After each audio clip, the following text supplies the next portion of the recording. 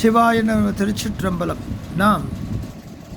நம் தாய் தந்தையர்களுக்கு அந்த காலத்திலே பல்வேறு சந்ததிகள் 8 பேர் 9 பேர் 10 பேர் 13 பேர் என்று பெரிய குடும்பமாக இருந்ததெல்லாம் போய் இன்று ஒரு குழந்தை அதற்கு மேல் வேண்டாம் என்ற நிலையிலே வாழ்ந்து வர அந்தந்த வர்ணத்தவர்கள் அந்தந்த தர்மாச்சரத்திலிருந்து விலகி வெளிநாட்டு வாழ்வே சத்தியம், அதுதான் பெரும் உண்மை, அதுதான் சததம் ஆனந்தத்தை தரக்கூடியது என்றெல்லாம் நினைத்து கொண்டு கர்மாக்களிலே ஸ்ரத்தை இல்லாமல் இருக்கின்றார்கள்.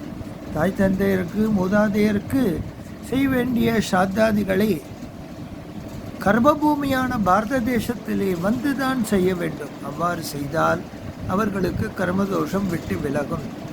அந்த பிதிருதேவதைகள் சந்தோஷப்பட்டு ஆனந்தப்பட்டு உயர்ந்த சிவக்ஷேத்திரங்களாகிய ஸ்ரீவாஞ்சியம், ஸ்ரீ வைத்தியநாத க்ஷேத்திரம், சதலபதி, திருத்தலைப்பதி, ராமேஸ்வரம், திருப்புல்லானி, எண்ணற்ற சிவாலயங்கள், வைணவத்தலங்கள் கர்மதோஷத்தை விலக்குவதாக அமைந்து இருக்கின்றன.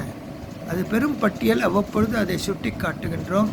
ஜாதகத்திலே கர்மதோஷம் இருக்கின்றதா என்பதை மட்டும் நாம் அவ்வப்பொழுது ஆராய்ந்து தகுந்த அதிகாரியை கொண்டு அதை அறிந்து கொள்ள வேண்டும். கணவன் மனைவிக்கு இடையே 5 முதல் 12 வயது வரை வித்தியாசம் இருந்த காலமெல்லாம் சென்று 1 வயது 6 மாதம் அது மாதிரி இருப்பதும், ஒரே கோத்திரத்தில் குழந்தையை பெண்ணை எடுத்தால் அந்த சந்ததி வளராமல் இருப்பதும், இதெல்லாம்